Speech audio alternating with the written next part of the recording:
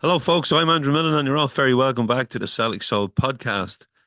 Thanks to everybody who tuned in to the last episode with Paddy McMenamin. Very interesting to hear from Paddy about his time in Longkesh 50 years ago, the anniversary of the burning of the maze, and also to chat about the everlasting career of the Wolftones, who we thought were finished, but they're back again. And we also had Paddy also gave us an update on his couple of new books he has coming out.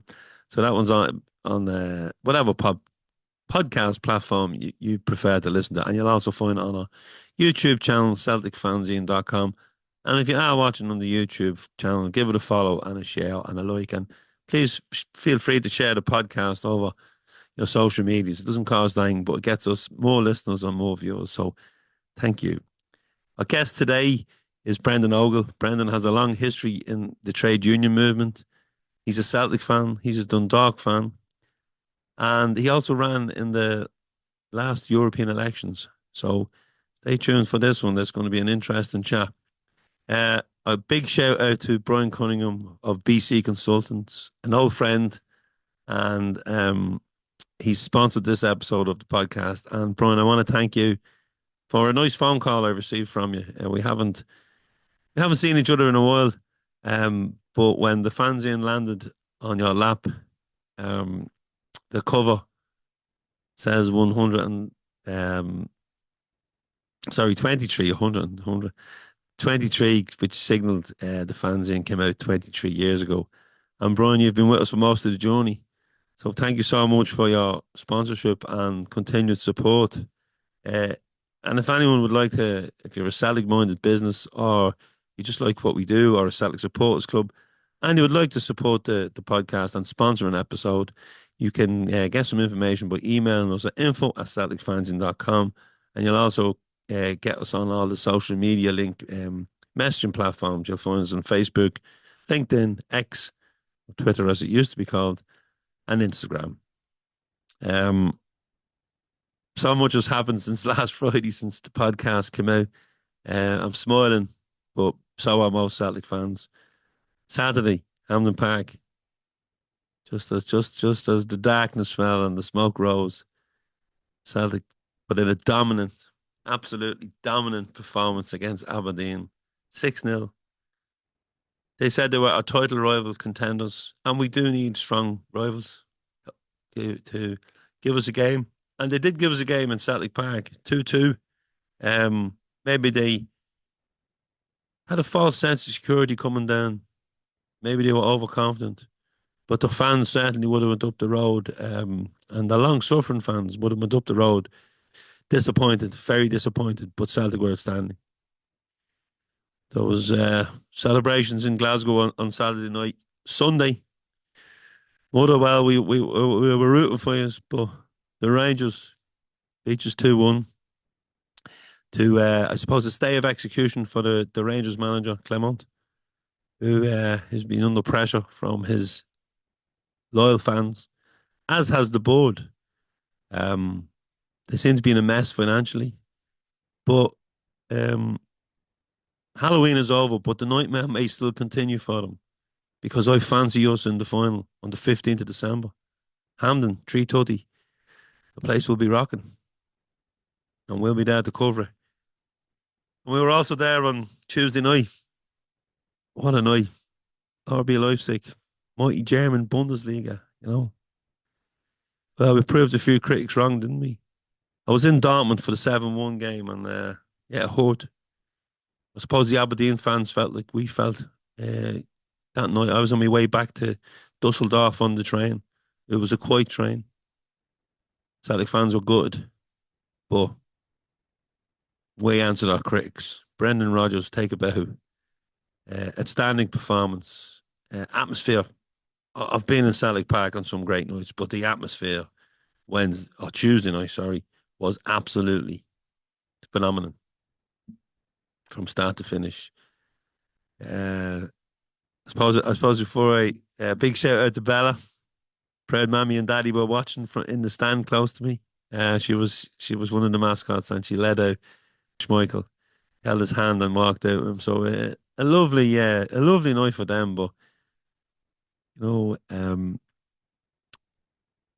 on the pitch, well, RB Leipzig probably had a 10, 15 minute spell in the first half after they scored, where you thought, oh, here we go. We need to defend here. And we did. And we regrouped because we started really well.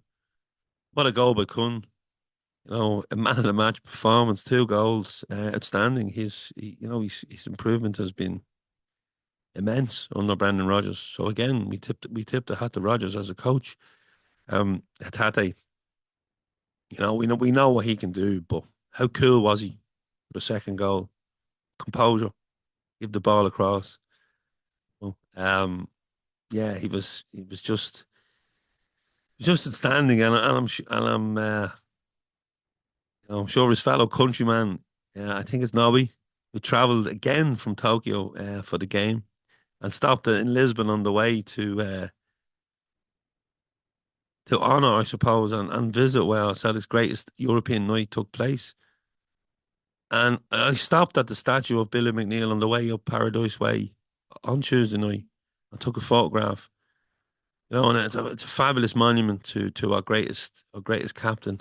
Um, as he holds aloft the European Cup, looks across the city to where they've never won the big one, and it doesn't look like they will ever.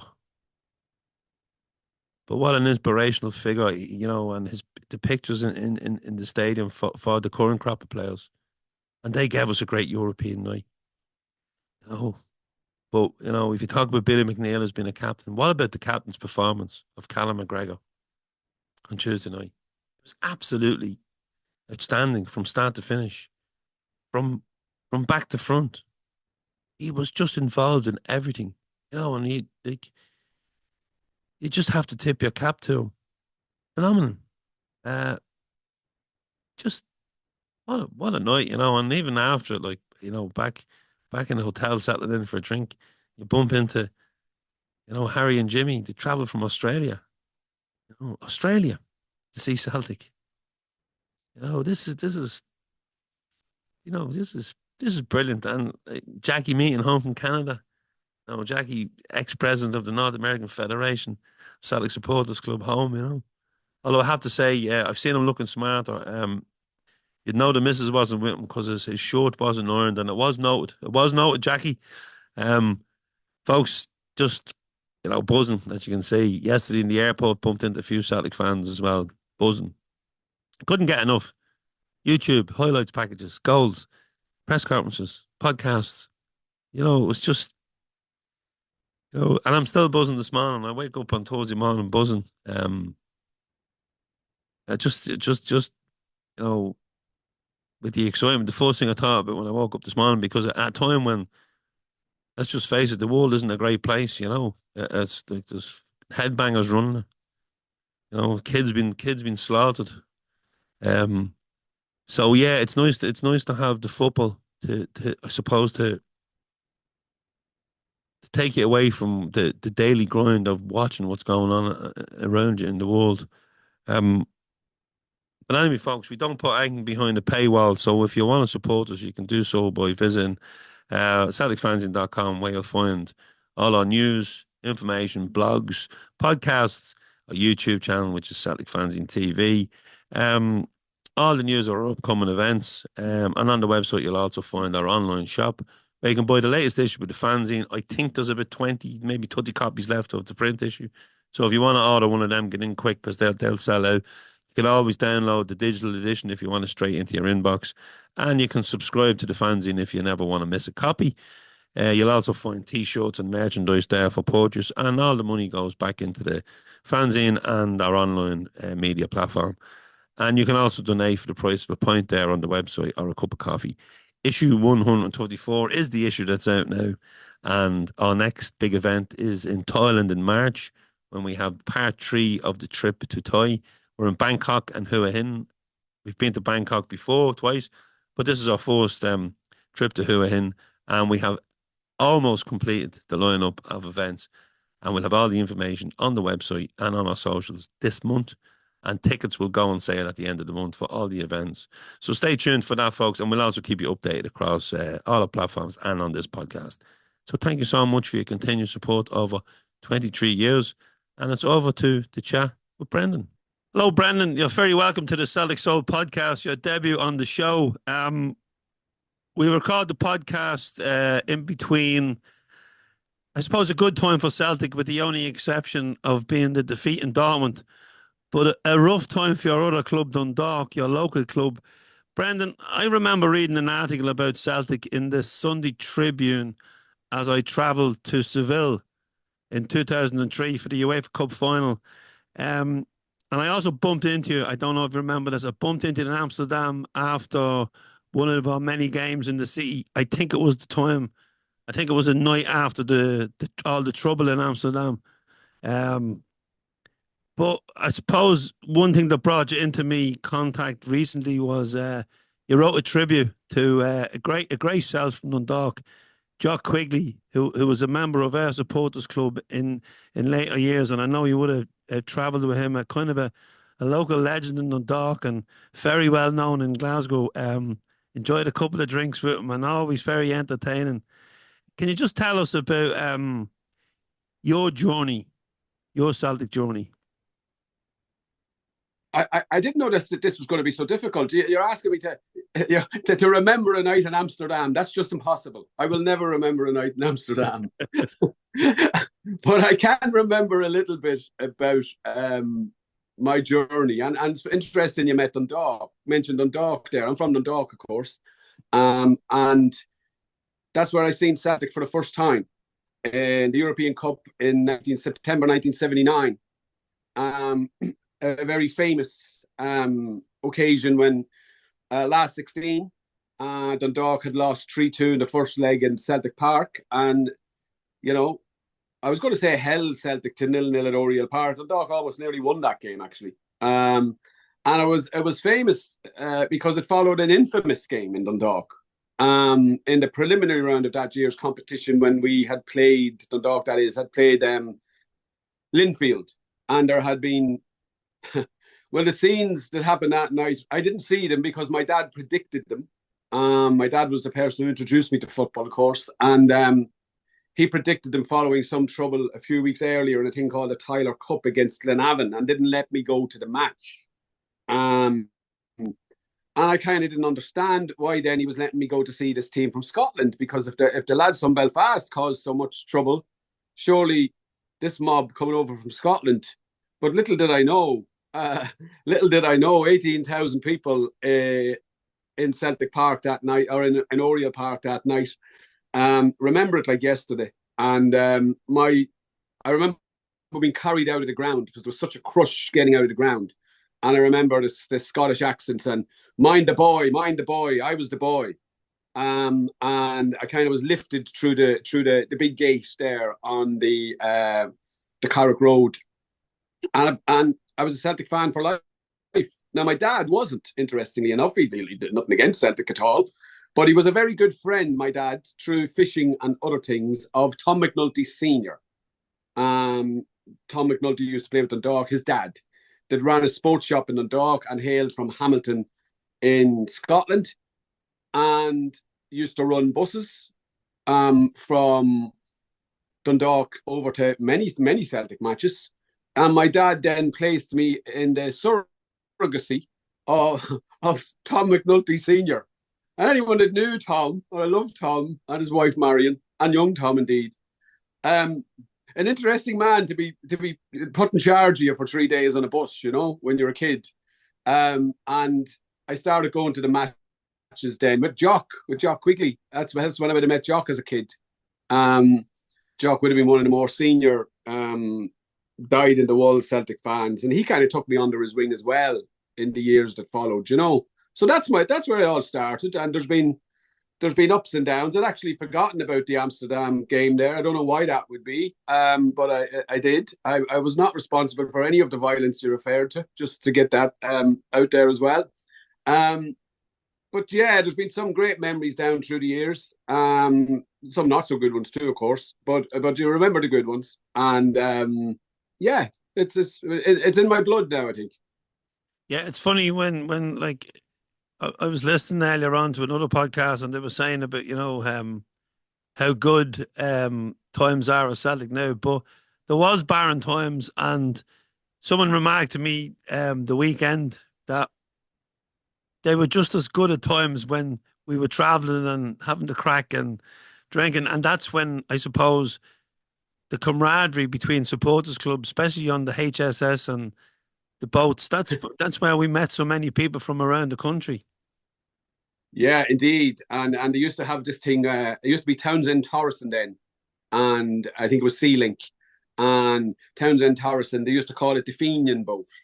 Um, and in later years, we had some. When I started up a club in Dundalk, I went away to England, and then I ended up uh, living in Scotland. And I joined a club in Scotland. I lived in Hamilton and Motherwell for a period of time, and I joined the Wishaw Emeralds Club. Um, I remember a little kid coming into it at the time called John Higgins, who went on to be famous for quite a few, quite a bit of sport. But yeah, when I lived there, um, they weren't great times in terms of the success. Uh, but I didn't miss any matches at all. I think I actually did miss one match. I might have missed a League Cup match in Dumbarton, in Boghead. I've never got over it. But for 2 or 3 years, I never missed a match, home or away. And as you say, the crack on the buses up to places like Aberdeen, and you'd be doing crazy things as a kid, like, well, young, early 20s at that stage. Like, you didn't want to be stopping the bus to have a piss all the time or be missing the whole game. So you do something crazy like, I won't drink too many cans, I'll drink a bottle of whiskey. You do this sort of nutcase stuff, you know? So I remember it going awry a few times. I think I seen the inside of Aberdeen police station on one occasion. I think I missed a few weekends back in Hamilton and Muirhouse in Motherwell, where I went on to live.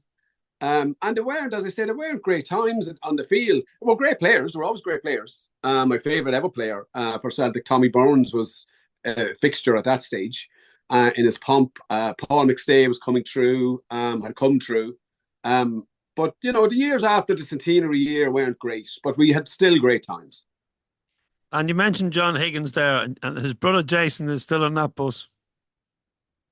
Well, that's interesting to know. I haven't been in that neck of the woods for a long, long time. That doesn't surprise me, of course, but I haven't been in that neck of the woods for a long, long time. They were great, and I was a young Irish man. As I was saying, I was living in the Towers in Muirhouse, if anybody knows it, in Motherwell. Barron's Tower is the one I lived in, and there were a lot of Rangers fans around, but there were a few real diehard Celtic fans. I remember the O'Rourke's, the family of the O'Rourke's, and the whole lot. But there was a club in Motherwell called the Motherwell Nine in a Row that came out of the Railway Tavern, and I used to go and have an odd drink there. But I joined the Wishaw Emerald. It was kind of closer, and it was a bigger club actually. And they like this young Irish fella arriving from nowhere and didn't kind of know anyone, you know. But you were taken immediately in, and it was like having an extended family, you know. Um, I look back on those times with great great memories altogether. I met great people, and so and I didn't meet. It was funny. You mentioned Seville there. That you read something I wrote in the run up to Seville. I was in Seville, and after the match, I was walking back from the ground to the city, and I bumped into Franny O'Rourke, one of the O'Rourke's from your house. I hadn't seen him for years, and we ended up going drinking a few cans and the whole lot. And you know that's a Celtic. It's a kind of a big family, and even if you don't see people for years, you can bump into them at a match years later, and it's as if you'd seen each other last week. You know.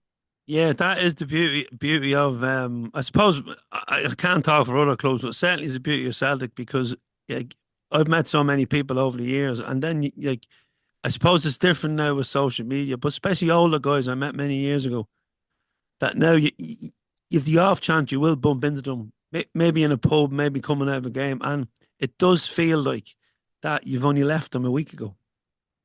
Yeah, yeah. You just take up Well, because it's you in the share so blood, much in common. Yeah, I think there's a little bit of a difference is developing, which I'm intrigued by. Between I consider myself one of the older fans at the moment. Although we're talking about my younger days, I'm 57 now, so I consider myself old hat really. But I think the younger fans who have grown up with much more success, I suppose, but also in the era of social media, I don't know. I can't say whether they have the same connections as we used to have, you know. But like going on the buses even before that and afterwards when I came home from Scotland, then I started up a club in Dundalk with me and Jock, the Cuchulainn Celtic Supporters Club, and just going on the bus and maybe we hadn't enough tickets to fill a bus and or we had to pretend. I remember going on the Rangers boat once to an Old Firm match. It was called the Old Firm then, and I remember we had to pretend we were Castle Blaney Rugby Club. There was 18 of us. Now a less rugby looking bunch you would never see. So we're all sitting there kind of in a corner surrounded by hundreds and hundreds of Rangers fans, just blagging it, you know. Uh, there were some great laughs. With some rough things happened too, of course, down through the years. We had the troubles, and there was checkpoints, and there was people getting killed, and on both sides of the community there, and there were people travelling on both and supporting both clubs, of course, who were deeply affected by those things, you know. So there were some rough things happened too, but overall, they're great memories. You can only look back with them with great fondness. Yeah, Jock was when we Jock was obviously a regular. He flew over to the games, but when Ireland played Scotland, he contacted me in Celtic Park, and he said, "Look, I've a few lads looking to go over." So I said, "Look, we've a bus going. We'll pick you up. We pick Jock up at 9 a.m. in the morning. We were all staying in the Euro hostel, which is gone now in Glasgow. We had a great day. We had a great day traveling. There was a lot of drink. Um, let's just say Jock's crew had been around the block, and I'm no spring chicken. I knew a few of the boys from drinking in the Swan when I'd go up to gigs. I'd always go there to meet my cousins for a pint. Um, there was just some great characters on that trip, and they never left the hostel only to go to Celtic Park for the game. They never left the bar.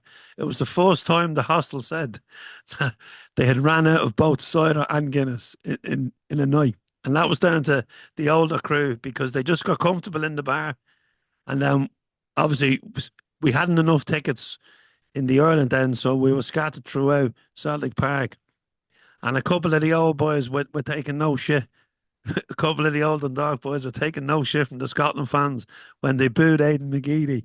And when we went back to the hostel that night, just the stories from the boys, and it was just water off the ducks back to them because they'd been so used to going to football games back in the day when arguments was part of it. You know, it wasn't so and I segregation remember wasn't so much.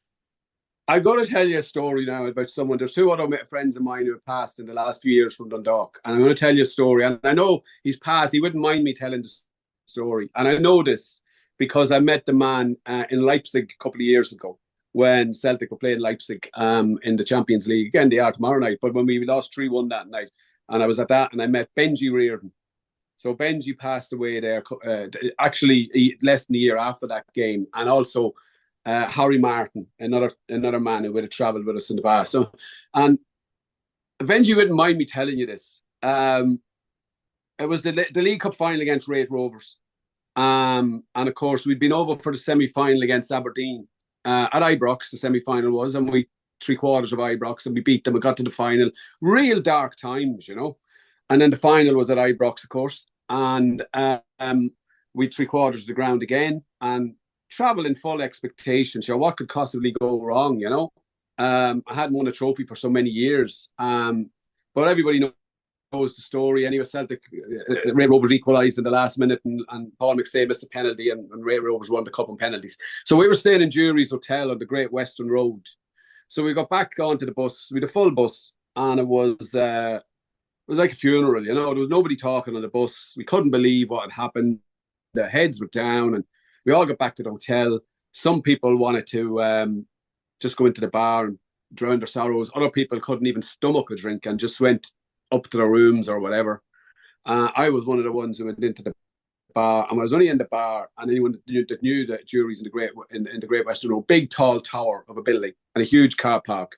And the next thing, there was this almighty crash outside the window. And we didn't pass 2 remarks, a big bang with something happened. It might be a car accident or something. And the next thing we seen a few minutes later, police sirens and police running through the foyer of the hotel and jumping in the lift. And anyway, make a long story short, Benji had gone into the room. Was one of the ones who decided he couldn't stomach a drink. Put on the television, and the first thing that came on the television was the sports news. Rate Rovers have just beaten Celtic, and I don't know what floor it was, so I won't exaggerate, but it was a high one. And the television went through the window out and landed on the roof of some car. Now, that's provided. People might say, shouldn't be telling that story. Benji's past. Benji would want me to tell that story, actually. But he got in a lot of trouble, you know. And I think obviously got in a lot of trouble, and dug his way out of it eventually. But it was there was that was one thing that happened. There was other things happened as well. There were crazy times in some ways, but great people, and we had such a good time with Benji in Leipzig and Gary McGill and people like that. It's great, and even talking about them now, you nearly get emotional. The great people we've lost down through the years. Players, managers, and all that, but even supporters. And I was in the graveyard in Dowdall's Hill there a couple of weeks ago because Maxi from Dundalk, of course, and he's just buried down from Jock, and Jock has the Celtic crest embedded in his gravestone. So I have family in that group, so I'll be out there regularly enough, So it's good to remember them. Good to remember them. Yeah, and you mentioned Max there, and Dundalk stalwart. Dundalk and my hometown, there's no love lost between them when it comes to Drogheda and Dundalk. The Well, you've lost the battle of the mind. We've never got over it, Yeah, well, but Drogheda cup final to look forward to, and relegation playoffs to look forward to. But Dundalk are relegated, a team with a great history, but also off the pitch, a bit like Rangers in turmoil. Worse. And I know us Celtic fans think what could be worse. The least problem Dundalk have at the moment, and I don't know, hopefully it'll resolve by the time people get to listen to this, but I'm talking here now on the 4th of November. And the least problem Dundalk have at the moment is relegation and a points deduction next season. The level of difficulty that the club faces in just surviving on all sorts of levels, from debt, from governance, from licensing, from the ground, and there's all sorts of issues. And people might be reading the papers and saying, well, Dundalk have been through troubles before, and your own club Drogheda, of course. And of course we have a rivalry. Why would we not have a rivalry? But the League of Ireland is like a family too. And nobody really wants to see any of these clubs, because where's your rivalry if the rival's gone? You know what I mean? What's the point? So I have to say, I'm on this one. I'm one of the more pessimistic Dundalk fans at the moment about the club's chances of survival, let alone anything else. I'll be very, very relieved if come next spring we're starting out in the first division. I'll be very, very relieved. A lot of people are working very, very hard to make sure that will be the case. And the Dundalk Football Club Supporters Trust, which should have been set up maybe 30 years ago, has now been incorporated and set up. And very, very happy to support that.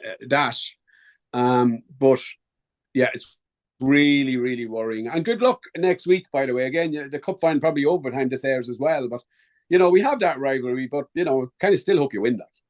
No, we'll air before that. Brandon, we'll probably air Thursday or Friday. I'm away to after we record this. I'll be heading off to Glasgow for the game, and then Leipzig again. And then once it gets back, we'll get it mixed and get it out.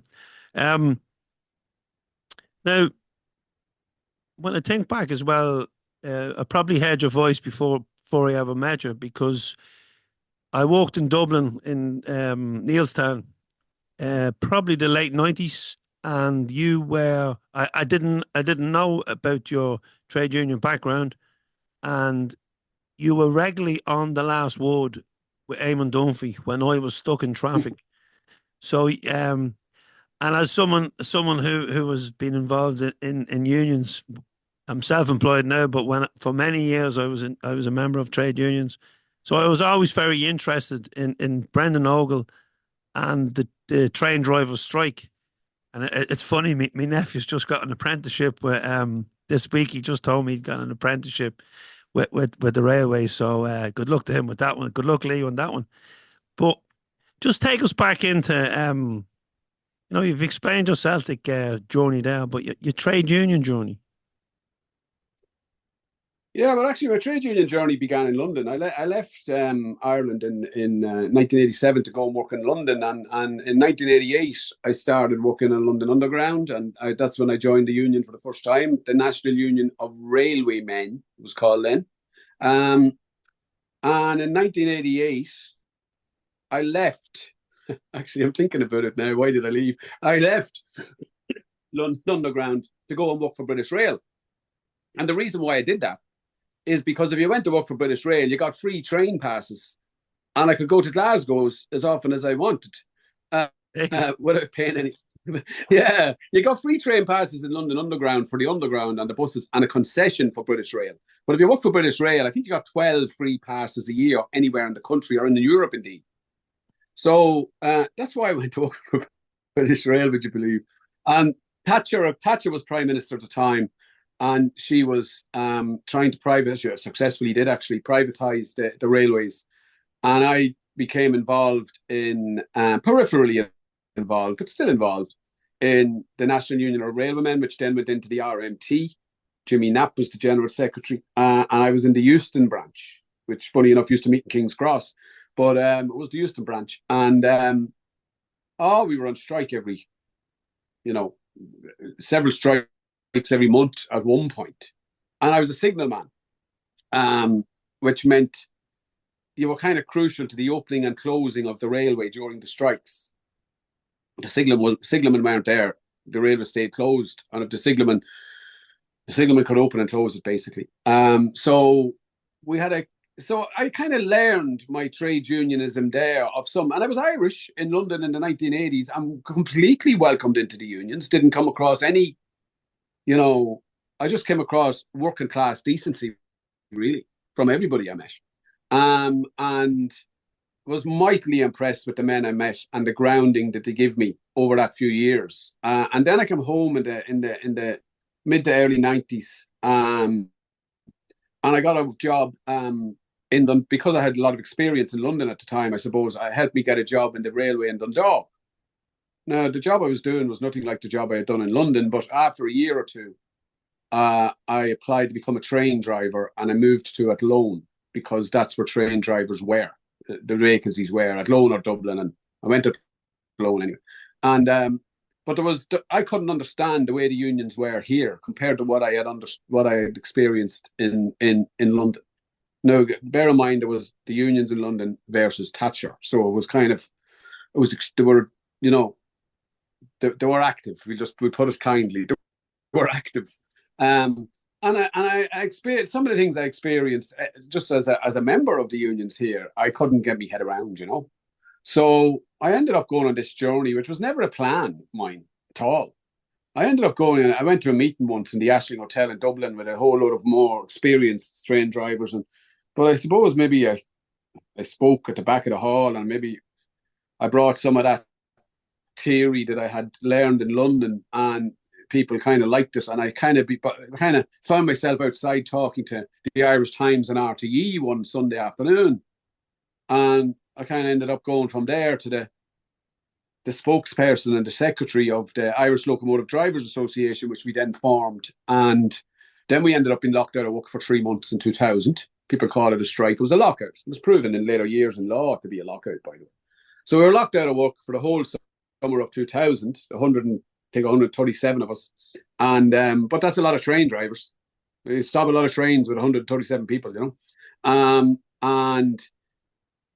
I became, the face of that dispute and the voice of that dispute. That's probably where you heard Eamon Dunphy digging out of me on a I'm right regular in saying basis. that was the late 90s. No, that was 2000. 2000. The row started from 97 onwards, yeah. And I probably would have been on in the run up to it. But the actual 3 month lockout itself, the hiatus of it, was the summer of 2000. I remember the week it ended, because I went down to I was down in Thurles for the weekend when it ended, visiting some family, and Celtic beat Rangers 6-2. I remember watching that the week it ended. So everything is a Celtic link in there somewhere. I was at that game. That was a good one. Yeah, I'm sure you were. Yeah, how do you ever get time to go home at all? Yes, definitely, definitely. But when back then, like our supporters club ran a bus to every game, so it was a case of jumping on a bus at 4 a.m. and getting home at 12 in the night. For me, a Yeah. bet sitting in the local pub, you know. I know a man, and I'll name no names. I might have named him earlier. I know a man that used to do that exact trip on our bus from the dock. Used to go on a Friday night, um, and maybe 4 a.m. So we'd be in the pub on the Friday night. We'd leave the bus would leave the dock about midnight, and we get the boat over, and we'd arrive in Hamilton, which where we kind of based ourselves at midday, and then we go to the match. The match could be an away match as well. But we go to the match, and then we come home and we spend a night on the tear in Hamilton, and we come home the next. But I knew a man who came home on the bus with us several Sunday mornings and turned out for in the League of Ireland on the Sunday afternoon after having that weekend. You don't make men like that now. And won it. And won the League of Ireland. Incredible. You can figure it out. Make a quiz out of that. You can figure it out and say. Answers on a postcard. Yeah. Yeah, it just like I just so many of those bus stories. But go back anyway. You said it was the Rangers the 6-2 game. Yeah, so that's good. So that's just the time I got involved in the trade unions, and then that was 2000, and then there was another dispute in 2001, and then there was an advertisement for a position in what was then the ATGWU, and I was kind of encouraged to go for it, and it was a vacancy to represent their members in the ESB, and I became an official in the union in 2004, and as I suppose I've been involved in several things since. Some of them difficult as well, but we leave them aside. And social issues, Brandon. You were involved in one that sticks out as the Home Sweet Home Mm. Christmas, which gained a lot of, if memory serves me right, gained a lot of media attention. Sure did. Yeah. I was involved in Right to Water from 2014. And that was a huge campaign, a very, very successful campaign, probably the most successful single issue social campaign that we've had, really, in terms of its outcome and its size and everything.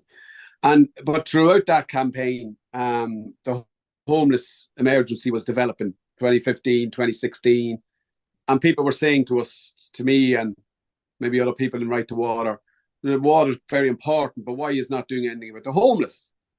And I kind of didn't know what I could add to it, really.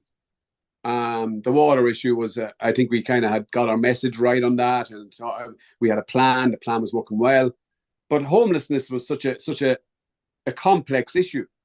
You're dealing with so many different factors there, and difficult personal situations for people, and people on tough economic times, people in addiction, people dealing with local authorities, with government, a lot to it.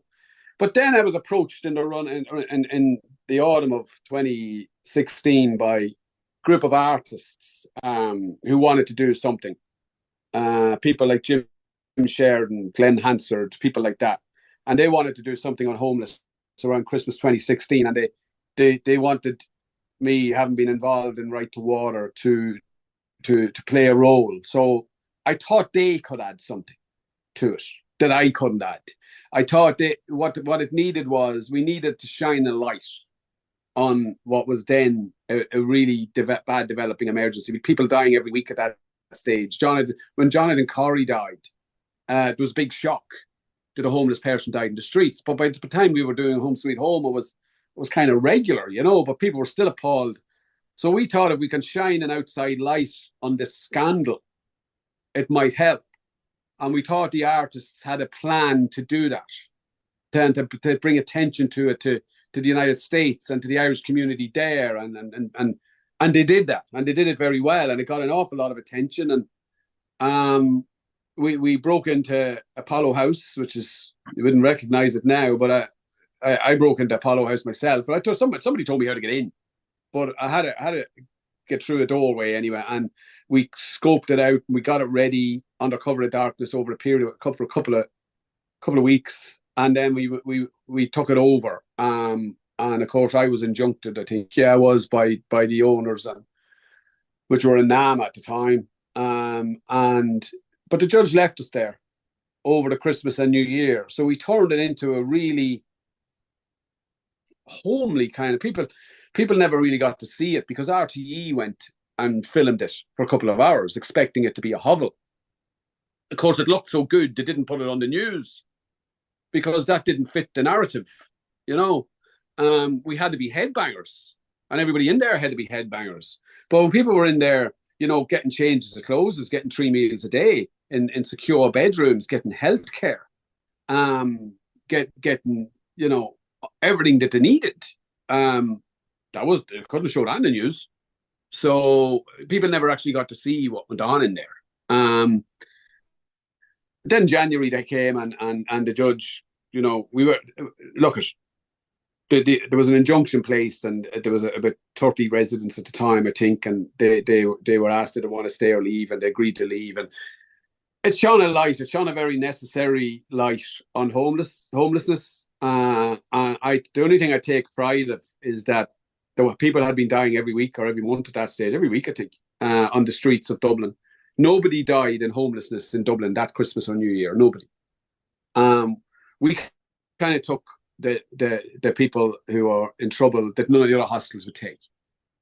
They had all sorts of rules, you know. But it was a really difficult period. Obviously, we didn't solve anything. The situation is worse now than it ever was. And it's just mainstream now. It's kind of accepted now. People were appalled then. But I don't look back on it as something that I was quite shocked at how easy. And I've been involved in things before. I've been involved in strikes and things, and national strikes, and I've been pilloried by the media and all that several times. So I knew all that. But I was shocked at the ease with which some of the people we were trying to help could be kind of turn on you, could be manipulated by the media and outside factors and kind of turn on you. And, you know, there's probably a book on it. It'll probably never be written. But there's a lot of things happened that have never been explained properly.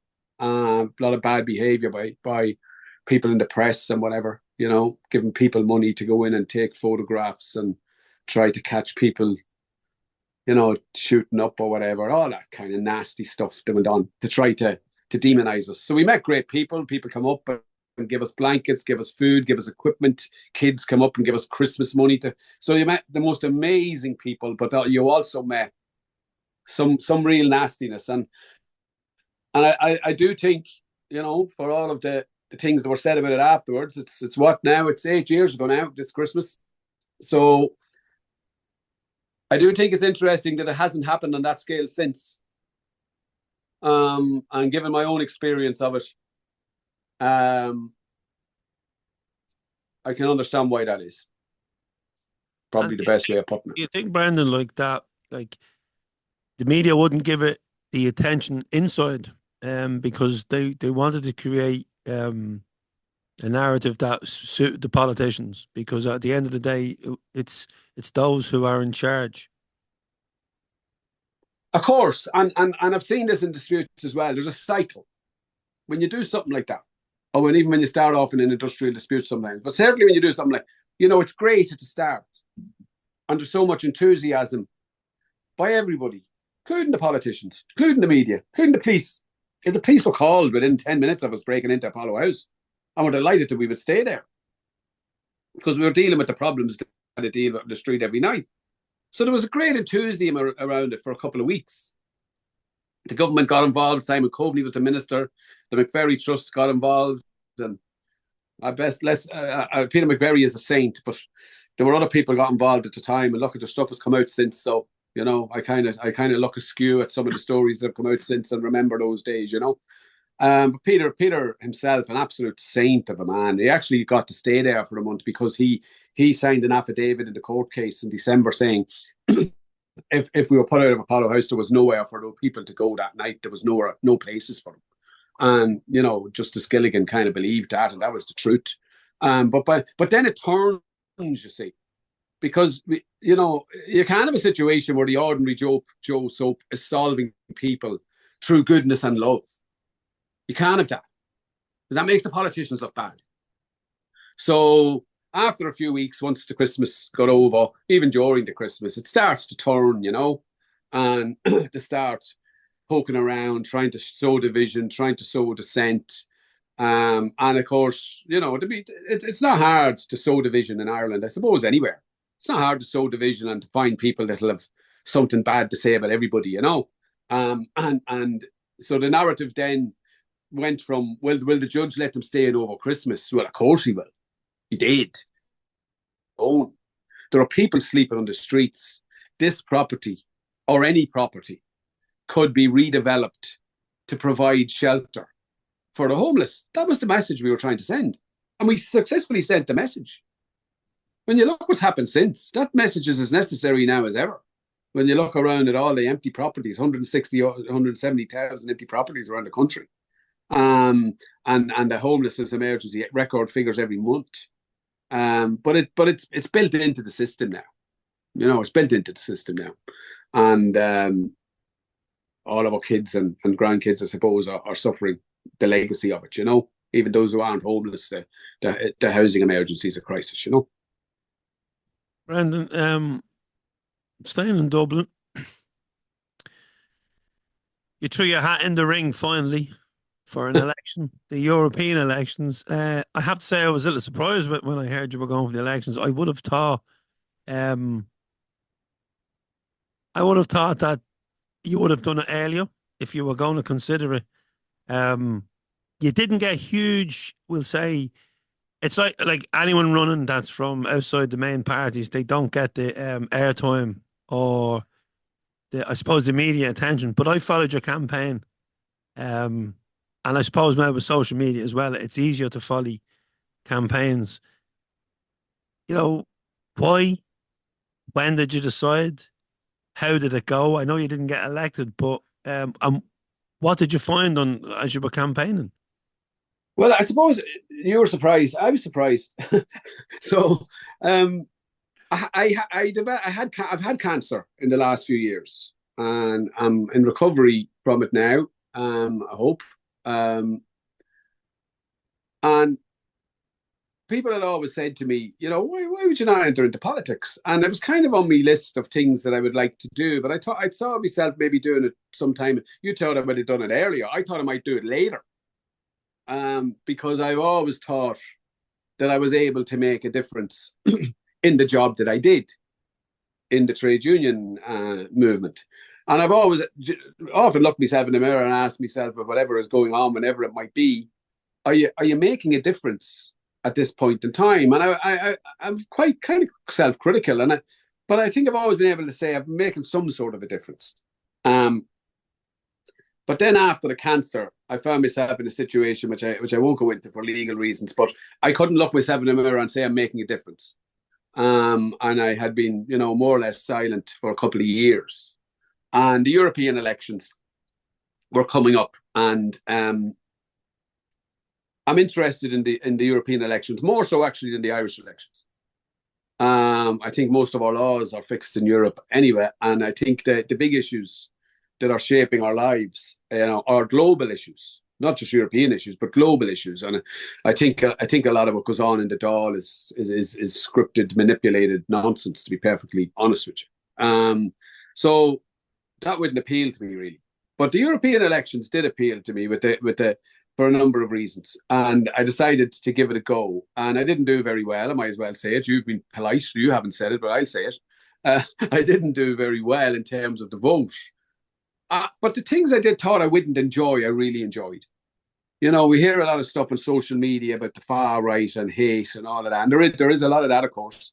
But, I wasn't looking forward to going out and meet people. I had kind of changed through the cancer and what followed it. I kind of gone into myself. And where I used to be out meeting people, I was kind of getting into a situation where I was avoiding people. I might have been even going a bit odd, you know. And I kind of knew I needed to shake myself out of that. So I thought European elections might force me to go out and meet people. And I sure did. And it was really, you know, reaffirming in terms of I discovered, to my surprise, that I enjoyed it. And that the vast, vast majority of the people, A, weren't going to vote for me and didn't, and B, were really fucking nice. And I didn't get any abuse. And I didn't hide now. I didn't get any abuse from anyone. And I went and had debates with people on the far right that nobody else had. And actually, when I wasn't getting a say, I went and I arranged a debate with them myself in DCU because I wanted to. We were going to run. I wanted to run. You know, I wanted to feel it. Didn't want to be avoiding issues, and I also kind of knew. I knew I wasn't going to be elected, so I decided I was going to be true to myself as well. You know, the politicians, the change what to say and the change what to believe, or the blur it a little bit to try to get an extra few votes. Well, I just says I'll just be me, you know, and I'll just stick to my values and try to explain them. I would have liked to get more air. I discovered the huge imbalance there is between the parties and anyone running as independent. Like I remember meeting, you know, Aon O'Riordan and Barry Andrews in a debate and them telling me the numbers of posters they had. Like, you know, I'd 160 posters or something, which cost me a couple of grand that I paid for myself. I still believe they're the best looking posters of any candidate in Dublin, right? I'm claiming that. But if people don't agree with that, it's probably because they didn't see them, because there were so few of them. It was like looking for the chocolate bar and Willy Wonka or something, you know. Find one of Ogle's posters, and Aon O'Riordan and Barry Andrews told me, they were very honest about it. You know, they had tens and tens of thousands of them. So you know, I had no hope. But I have to say, I enjoyed it. I was a bit sore. I would have liked more votes. I knew I wasn't going to get elected the night the result came in. I was a bit sore for about 24 hours when I seen the result, but a bit sore. The way you feel if you lose a match to Rangers, kind of that level of sore. You know, you get over it in a few days, you know. But the difference is there'll be another Rangers match. There won't be another one of these. so, so when you say finally, when you answered asking the question, you said finally. Um, you know, I see finally in a different way. I don't really have any interest in the Dáil, you know. And people might find that odd, but I don't. I don't think it makes. I don't think we will have a left-wing government in my lifetime, and I don't think it matters a damn whether Fianna Fáil or Fine Gael lead the next right-wing government. It doesn't matter a damn. They're the same any. So I would much rather, you know, when whatever time and energies I've left, you know, try to find something that I can, you know, get some value out of, that I get a bit of a kick out of, and maybe can help people with. They're giving a little bit of help at the moment in the background. I'm not, you know, going through a few health issues at the moment too, but I'm still giving a little bit of help to that Dundalk Trust I spoke about, and I'm giving a little bit of help to the Maxie's Law campaign about addressing the inequality in mental health services in Ireland. And I've had mental health issues myself for over 30 years on and off, you know. So and Maxie was a friend of mine too. So that's an issue close to my heart. So who knows what the future holds? Sometimes it doesn't look that bright. But, you know, I've got Celtic beating Leipzig tomorrow night to look forward to. So how bad, like? And over the years, you had to have been courted by some political parties. Some, yeah. The courting didn't last very long. Blind dates. Maybe more blind dates than maybe more blind dates than anything else. I have felt at times that I'm being sussed out. You know, that people are coming to talk to me in a way that if they get the right answers. But, you know, they're probably not going to get the right answers from me in any of the Irish parties at the moment. And I'm not going to go into a political critique of each of the parties. Obviously, people consider myself left wing. I don't consider myself left wing, by the way. I consider myself slightly left of centre, and I have a huge issue on social issues. I think the fact that I can be somebody of my views can be designated left wing says an awful lot about the rightward trajectory of Irish politics. That's how I see it. I'm just a normal person who wants people to have houses and jobs and pensions and all those radical things that they used to have. That's all I am, you know. Public services and things like how radical am I? So, yeah, I couldn't join it. I don't think that any party at the moment would really just do it for me. And who was it that said never join a political party that would have you as a member? Who was it? Was it Woody Allen or someone said that? So probably a bit of that. So I was approached, and people obviously the left. Well, I kind of dislike the far left with a passion. I think they do huge harm. When I think of the Right to Water campaign, the Right to Water campaign won because it was a centre campaign. It was a left wing policy of stopping the privatisation of our water and sanitation, but it appealed right across the political spectrum to people, and it was designed to do so. It was a human rights campaign. It was designed to have a broad spectrum. And sure, we ended up in a 4-year battle with the far left, trying to turn it into something it wasn't. So I kind of find all that divisive. I kind of use the phrase, the best thing the Irish right have going for them is the Irish left. I've kind of get myself into trouble for saying that. So I'll probably get myself into trouble now for saying it again. But, I don't even know who I'll vote for in this election, to be perfectly honest with you. I won't vote far left and I won't vote right. I'll try to figure out, is there anything else? I won't vote Labour. I don't know who I'll vote for. Are you running? If you run, I might vote for you. No, certainly not. I'd be like you, Brendan. I think there'd be if I knocked the door, I'd be told to fuck off. Yeah, yeah. My politics would say to the left. But listen to you. What I want in life, I don't think is radical. I think it's. But I think back to me, my dad getting the council house we grew up in and they still live in. When I think of him in the 1970s, the Irish cement strike, my mum having to go out to work to feed our kids, but they won that strike. My dad retired with a decent pension. He's 88 now. He's still alive. He's got dementia, but he's still living at home with my mum. He doesn't rely on anybody because he has his pension, because he was lucky enough to go on strike and get decent pay for doing a decent day's work. And but that's gone now. People are on 0-hour contracts. Unions in Ireland are not as strong as they were.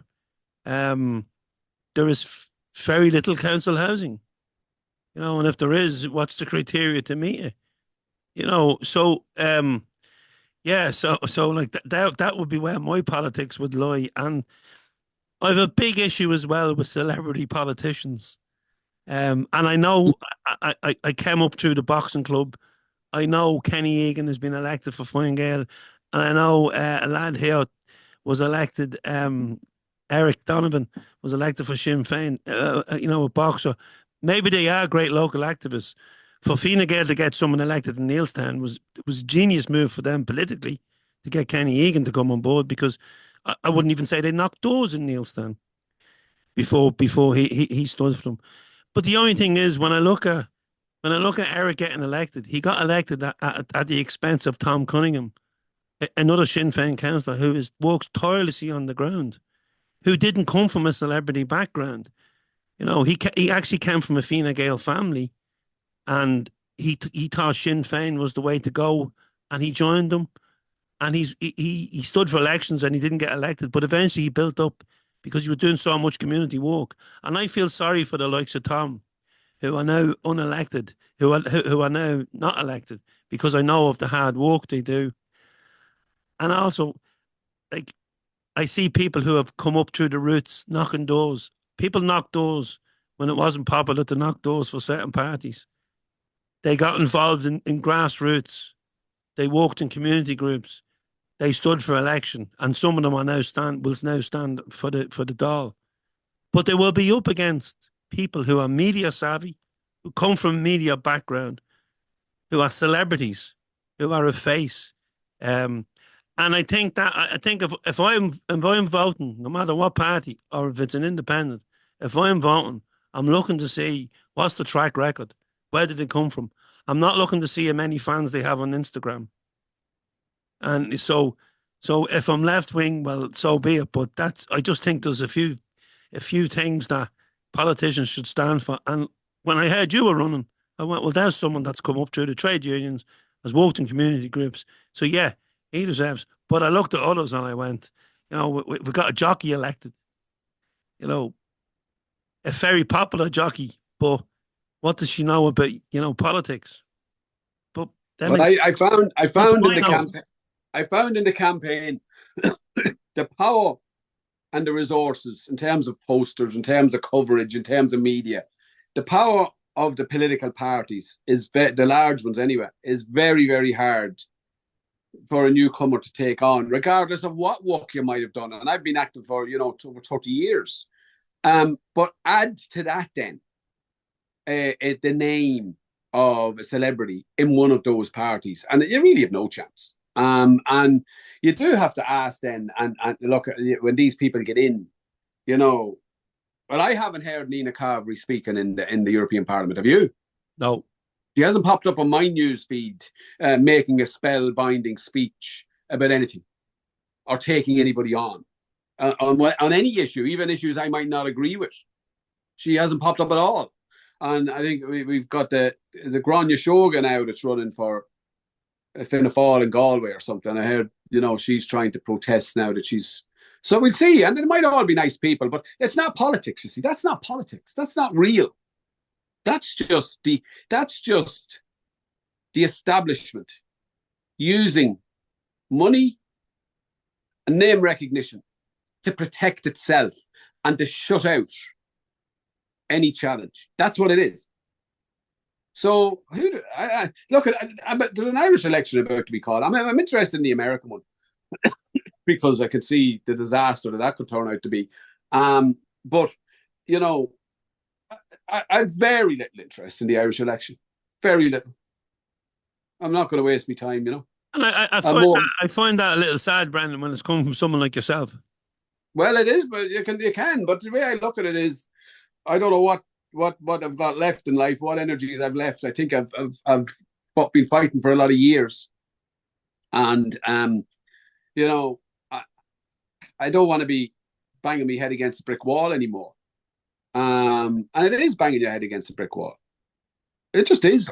Even if you get elected, like if somebody walked into me now and said, "There's a seat, you're guaranteed to win it, and you'll be in the Dáil in December," um, I'd have to ask then, okay, as a member of what, doing what? Because what does the opposition achieve in Irish politics anyway? We had a situation in 2020 where Sinn Féin were the largest party and they didn't get into power. And so therefore, even the largest party achieves nothing because the system closes around it. And I'm not saying that out of any bitterness or anything like that. That's just the way it is. I've lived in a right-wing country for years. It's got better. We used to have a situation where women's rights were appalling. Where the Catholic Church was going around abusing people for decades, and where workers' rights were there still very bad. And we didn't have contraception and all of that. We didn't have divorce. We on social issues we've come a long way, and it's got a lot better. And my children are growing up in a more tolerant country on the social issues than the one I grew up in. My children are in their 20s now, two young women. And but on the economic issues, the disparity on economics is Mom, I have a daughter who's 27. I was married at 25 and I had a mortgage and I had a house and I had a permanent job and I had a pension, saving for a pension. Any kids that have that these days, very, very few and far between. So I kind of worry about them, and I don't see it getting any better, unfortunately. Yeah, and Brandon, just we spoke a little about the left. Are you worried about the rise of the far right in this country? And maybe instead of blaming the government, immigrants are now getting blamed, and as we support a team which was formed by immigrants, and you had to emigrate for work, like where are you sitting on this now? Sure, look, it's turn your stomach. Um, the I'm not even going to dignify the woman by naming her. A woman that's been campaigning on a huge issue in Dublin for years has just announced today she's running for the National Party. Like, you just want to just throw your eyes up to heaven. And, first of all, I live in Ireland and I live in outside Dublin here in Swords. I'm a citizen of the world. That's what I am. And by an accident at birth, I was born in this part of it.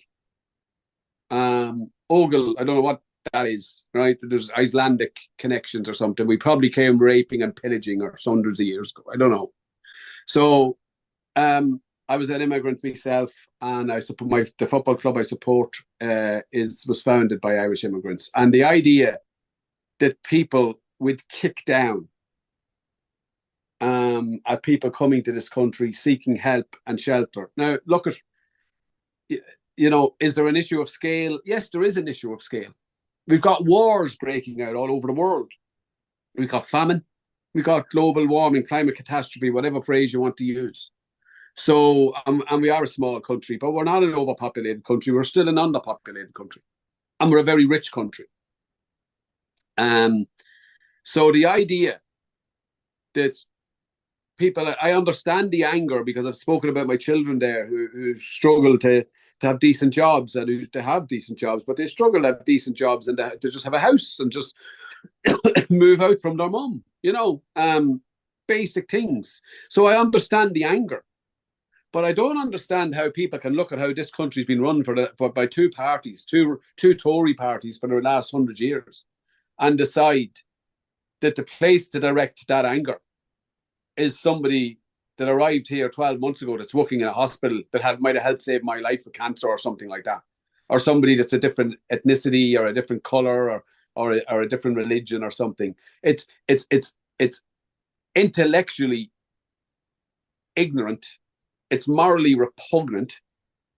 It's socially divisive, and it's.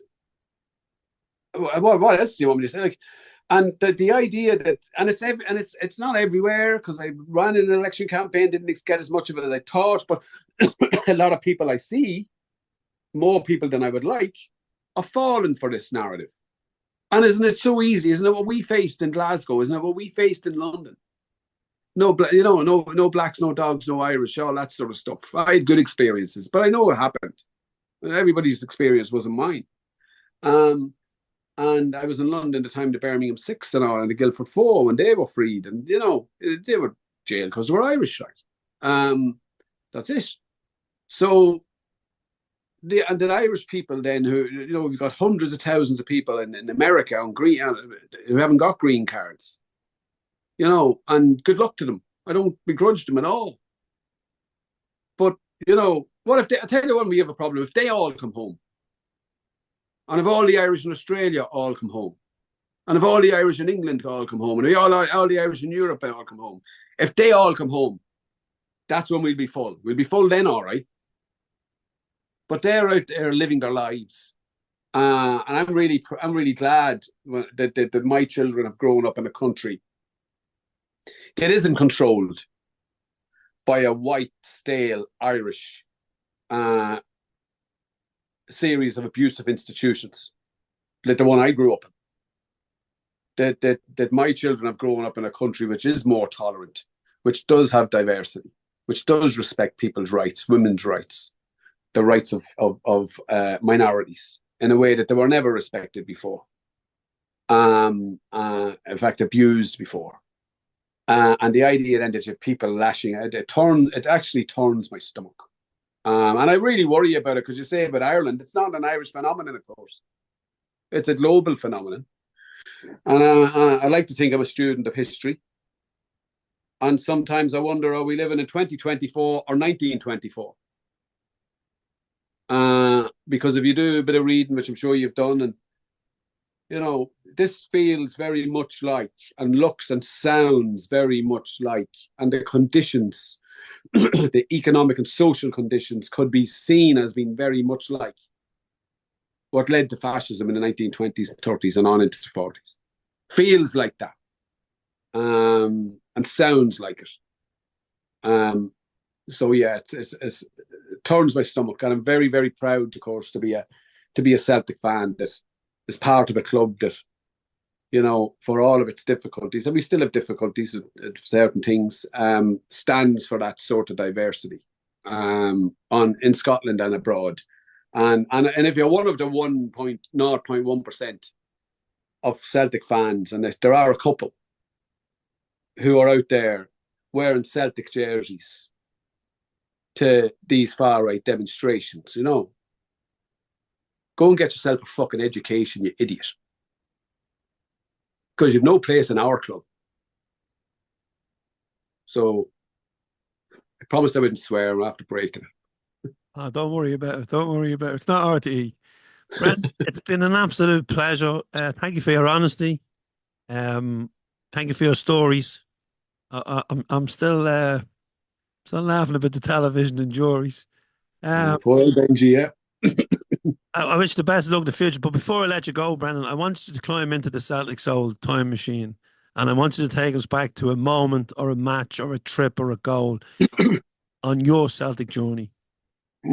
Well, I've been thinking about this, and there's a couple of them.